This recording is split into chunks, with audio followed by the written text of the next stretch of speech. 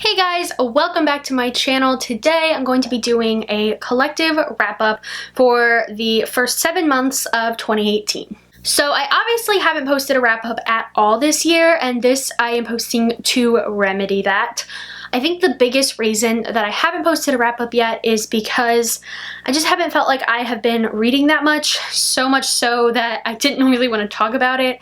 And I don't know, I feel like I had really big reading goals this year and I'm definitely not living up to those. So far, I'm doing a little bit better, but I go off on my Disney college program on the 18th and I definitely feel like that is going to hinder my reading quite a bit.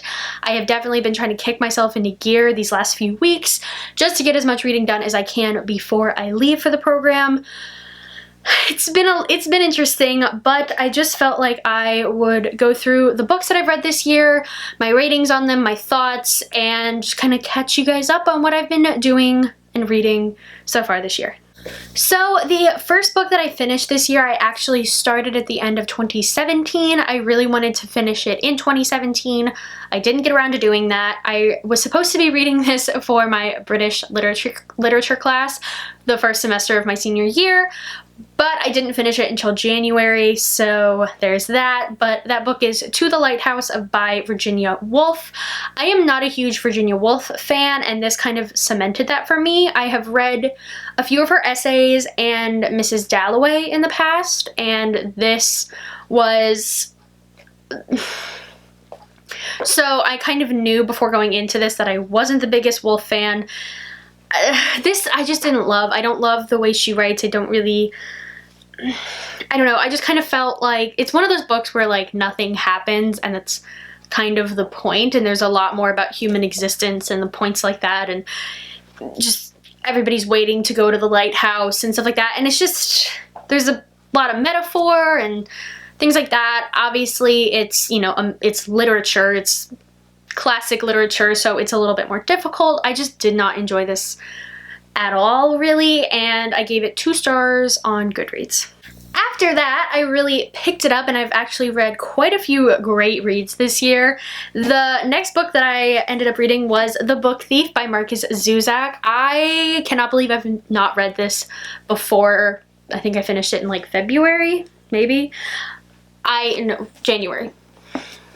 I can't believe it's taken me this long to read this book. It is one of the most like beloved books that I've ever heard. Like my friend who doesn't even read, this is her favorite book. She's read it a few times, and I honestly don't understand why I never got to this, because I love World War II stories, and this is just so heartbreaking and touching, and it ruined me, like it wrecked me, and I think that's pretty much the response most people have, but I absolutely love this. 5 stars. I like honestly already want to read it again. It was just so good. If you haven't read The Book Thief yet, if you made my mistake and waited this long, don't wait any longer, because oh my god, it's so good. Next up was a fun little read. I went to a secondhand bookstore in Greensboro, North Carolina. One of my professors had recommended, and I was just looking around, and it dawned on me that maybe they had this book. I read this book when I was probably in 2nd or 3rd grade in elementary school, and I remember just loving it. It had like a really big impact on me, and I don't even know. I just really feel like this was like a super comforting read. Like reading it, I just felt really nostalgic and happy, and that is Love, Ruby, Lavender by Deborah Wiles. I already owned one of her other books, Each Little Bird That Sings. I got that out of the book fair after I had read this, but I never actually purchased this. I took this out of the library in elementary school like a million times, but I never had a copy of my own, so buying the secondhand, I was so excited, and reading it was just so, it's just so like nostalgic and great, and I gave it a 5 star. I really love the way Deborah Wiles writes. She just does like southern or like small town feel really, really well, and it's just something there's just something really nice about this. This would be a really good summer read, but I obviously read it in the winter, but I really, really loved this, and it just felt very nostalgic and great. How many times can I say nostalgic? After that, I read one of the most talked about books of that time. I think it was probably, people were like very, very excited when this book got released, and people were raving about it. I picked it up. I was kind of hesitant because I wasn't sure if I was gonna like the writing as much as I did in high school. Talking about Turtles All the Way Down by John Green. I loved John Green in high school. I really connected with the way he wrote, and I was a little worried that I'd been disenchanted with John Green's writing because I didn't love Paper Towns, and there's some things that I just kind of felt like I wouldn't connect with it as well as I did in high school. This made me think in a completely different way than I ever had about things like mental illness. Like, I've struggled with my own mental illness stuff, but this was a completely different aspect of things that I had never thought of. I stayed up till 3 o'clock in the morning to finish this because I could not put it down. It's really exhausting, but in like an amazing way, and I really want to reread it because it has stuck with me a lot. Like, I think about it all the time, and I don't even know if I have words really to describe how I feel about this book. If you've not picked it up yet, I would highly recommend doing so because it's real worth it, guys. Next up, we have a book I had to read for school. This is Excellent Sheep by The Miseducation of the American Elite and the Way to a Meaningful Life by William Deresiewicz. I had to read this for my senior portfolio class for my English major. Basically, it's like a capstone for the English major. We go talk about resumes and portfolios, obviously, but we also read this book in kind of a way to like reflect on our college experience and debate what he has to say about colleges and the application process and like the campus environment and the way to find a meaningful life. There was a lot in here that I agreed with, and there was a lot that I was kind of like didn't sit well with me. I don't really know how to explain a lot of it. A lot of it has to do with very competitive schools like Harvard, Yale, the Ivies basically, and even, you know, step downs from the Ivies, but schools that are highly competitive and the way that they're cultivated and stuff. And it was really eye-opening, and it made me think about the whole college process and experience in a different light, and the way, you know, that liberal arts education is very important and things like that. I did go to a liberal arts school, but it was a little different than the way most people think of liberal arts, for sure. But this was a really interesting and eye-opening book, and it led to some pretty good discussion in class about what was said in this. I would definitely recommend it. I found it interesting, and it'll raise some things that I don't think a lot of people think about when they think about college. I gave this 4 stars on Goodreads, which I'm actually surprised about that I gave it that high of a rating, because I remember really struggling to get through it because, I mean, it's not dense, it's just kind of like, okay, I get it, let's go. But I did end up enjoying the whole point of it all. After that, I read One of Us is Lying by Karen M. McManus. This threw me for a loop. As soon as I started it, I could not put it down. I was literally like laying in my living room for like 3 hours as my friend did homework, just absolutely absorbed, and I would just like randomly be like, oh my god, Sydney, and she'd be like, okay. I felt like I really couldn't put this down once I started it. I really just wanted to know. It's kind of like based off The Breakfast Club. You have like a jock, a nerd, and all that, and they're all put into detention, and then something horrible happens. Okay, it does say that Simon is dead. Basically the whole point of it is like, who killed Simon? The end of this like fucked me up, I'm gonna be honest. Like, it was so surprising and shocking and not like completely not where I thought it was going. There's a lot of twists in this that keep you like invested the whole time. Like, it's not one of those books where the whole story is just pushing toward the whodunit stuff and you don't really get many twists. There are so many twists in this that I was just constantly being like, holy crap. I gave this 4 to 5 stars. I really, really enjoyed it. If you haven't picked it up and you love like the thriller mystery aspect as much as I do, I would highly recommend this. It was so, so, so good. This next book I bought when I was stranded. Yeah, stranded. Basically, there was a giant windstorm on my way home from spring break, and about 45 minutes from my house, they closed the bridge that I needed to cross over, and I was stuck. and it was kind of scary. It was very scary. It ended up being okay. Like, I ended up being able to stay with a friend, but there was about 4 hours where I just wandered around this town and, you know, went to McDonald's and Wawa, and then went to a Walmart because, you know, what else do you do? And I went and picked up a book because I figured I could spend my night reading. So the book that stuck out to me the most that Walmart had was The Dreadful Tale of Prosper Redding by Alexandra Bracken. This is my first Alexandra Bracken book. I haven't read The Darkest Minds yet. It's on my list. Too many books, but I picked this one up. This is a middle grade story following Prosper Redding, who lives in, I believe it's like, yeah, he lives in like the Northeast, and he basically is possessed by a ghost of a enemy of his dead relatives, basically, and the ghost wants revenge and Prosper just wants the ghost gone. It was interesting. I'm finding that middle grade is not necessarily my thing in a lot of ways. I just didn't love this. I found the ending, I was just like, come on, let's go, let's go. I think if I'd read it more toward Halloween when this kind of takes place, I'd probably be more interested in it, because it definitely had a great vibe to it. Like, it really had like the spooky Halloween-y autumn vibes that I really enjoyed.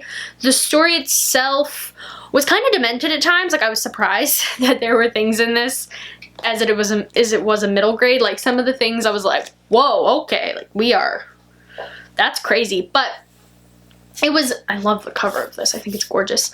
I just didn't love it. I really struggled with my rating on this between 2 and 3 stars. I decided on 3 stars.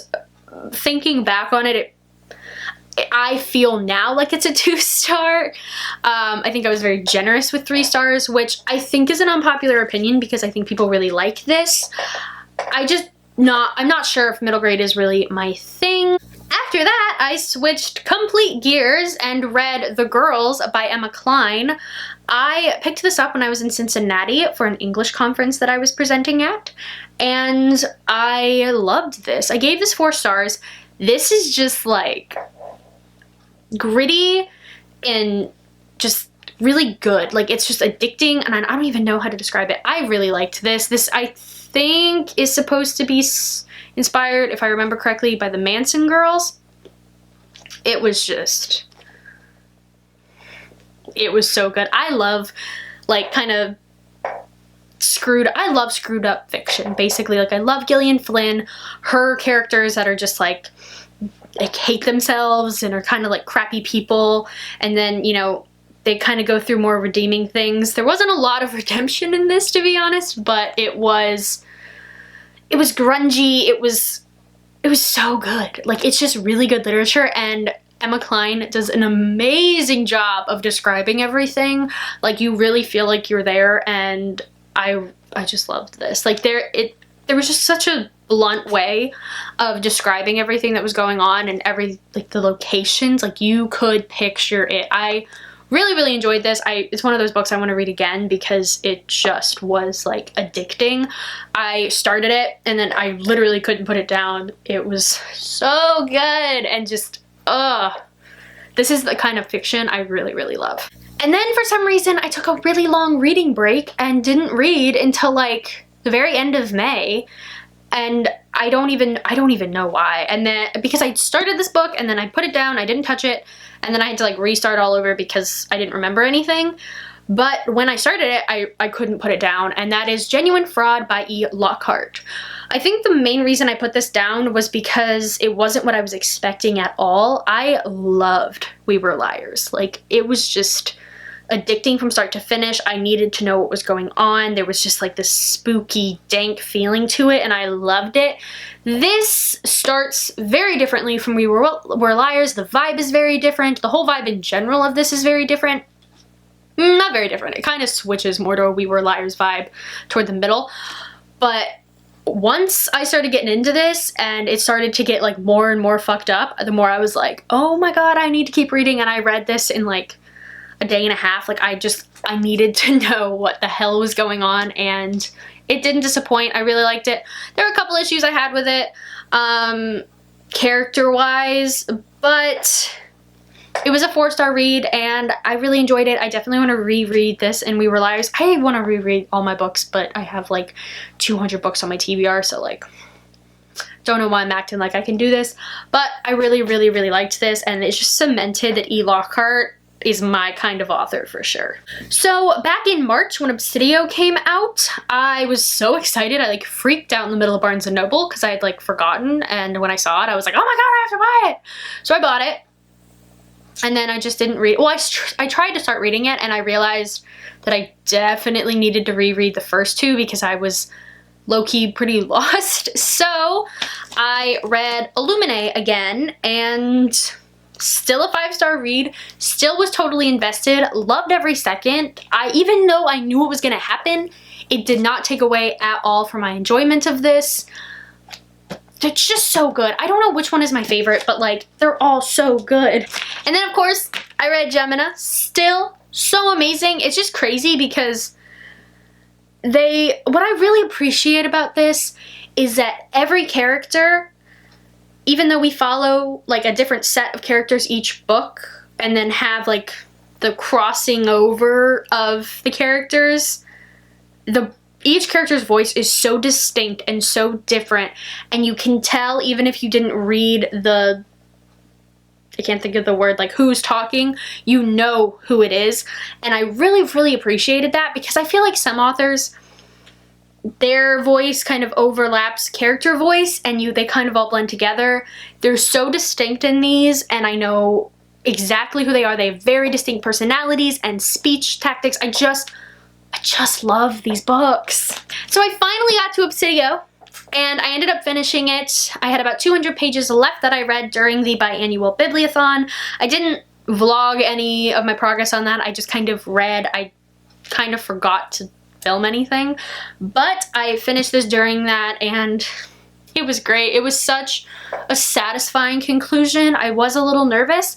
Trilogies tend to not do well with me. I tend to really have problems with third books, like concluding trilogy novels, but this did not disappoint. It was so good, and I'm sorry if you've not read this series, please do it. I don't love sci-fi, but I love these books. They're so cool, they go by so quickly, and it's just, they're exciting and fun, and just, they're a good time. Speaking of fun time, the next book I read for the biannual bibliothon was Save the Date by Morgan Matson. This fulfilled the challenge of read your last bought book, and Obsidium was read a predicted 5-star read. This I bought because I read a Morgan Matson book once a summer, and I've done it this is my fourth summer reading a Morgan Matson book, and I love Morgan Matson. This was not my all-time favorite. I think Amy and Roger's A Big Detour definitely surpassed this, and I did give it 4 out of 5 stars. I'm not sure how that compares to my ratings of other Morgan Matson books, but I liked this. It just wasn't my all-time favorite. I didn't love the main character, to be honest. Usually I'm iffy about our main characters, but then I grow to love them. This one, her childlike nostalgia at some points really annoyed me because it was kind of like, okay, things aren't going to be exactly the same as they always are, and things change, and I'm a person who doesn't like change either, but I feel like the way she handled it sometimes really annoyed me, and it was just a lot of like childlike tantrum kind of moments. Even if it's internal, it was just kind of like I get you're only 17, but like you're 17. So there were moments that I was just kind of like annoyed with her, but really, really liked the overall like point of this novel, and it was something different from Morgan Matson. I just love how every one of her books is fun and just really descriptive and summary, but at the same time, she knows how to attack different issues. I love this. It was really fun. 4 out of 5 stars for sure. The next book I read for the biannual bibliothon was Little Monsters by Kara Thomas.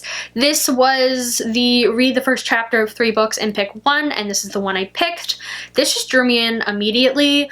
It's spooky, and it doesn't really remind me of Wink Poppy Midnight, but kind of in a way of the like small town. Actually, no, it reminds me of The 100 Lies of Lizzie Lovett in a lot of ways, in the way that, you know, girl disappears, doesn't know what happened to the girl. This girl is a suspect. She's a suspect, however, whereas I don't believe she is in the Lizzie Lovett novel. It just kind of reminded me of the same kind of vibe, but I liked this so much more than I liked Lizzie Lovett. I did not like the 100 Lies of Lizzie Lovett. It just annoyed the crap out of me. The main character was so childish. I didn't have that issue with Casey. Casey's kind of an imperfect person. Well, everybody's imperfect, but she's not unlikable per se, but there are some moments where you're like, okay, Casey. Oh, and there are some moments where I was like, what the hell just happened? I really enjoyed this, kept me invested the whole time. Didn't love the way the ending was put out. I found it kind of unsatisfying and just kind of out of nowhere. Not out of nowhere, but kind of like, oh, we're doing this now. It was just, I don't know, the ending didn't sit well with me, but the actual, like, answer to all of it was satisfying. Just the way that it was done just kind of felt a little out of the blue, if that makes sense. I don't know. I just kind of felt like, wait, what? When it was revealed. I don't know if that makes sense. I enjoyed it. I gave it a 4 out of 5 stars, and I actually picked up Kara Thomas's other novel because of how much I enjoyed reading this one. The last book I read for the biannual Bibliothon, I think I finished after it was over, but I still finished it, and that was The Hate You Give by Angie Thomas. I gave this 5 stars. I think it's heavy. It's a lot. And it was just, I don't even know. I don't know if I have the right words to describe this book. Like, I was infuriated the whole time. I was upset. It was a lot. And there were things presented in this. It was just so well done. It didn't just deal with Black Lives Matter, police brutality stuff. There was so much more in it. And all of it was just dealt with really, really well. And I just think, I don't even know.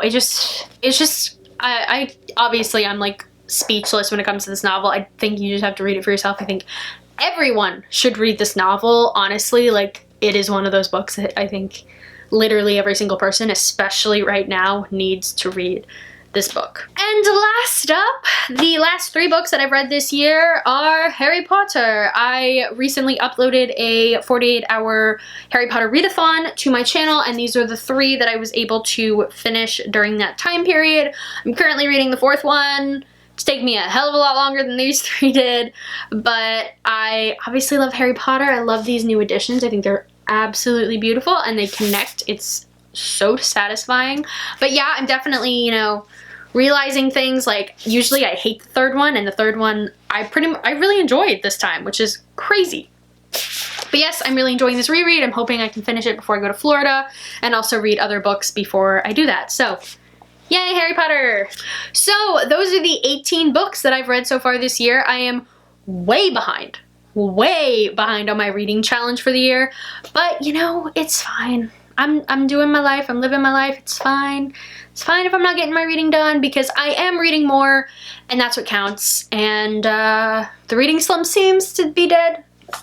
I hope it stays away. Thank God I'm out of it, because I don't like when I'm not reading. So it's really nice that I have gotten back my motivation to read. But yes, thank you guys so much for watching. Comment, like, subscribe, all the normal stuff, and I'll see you guys again really soon. Bye.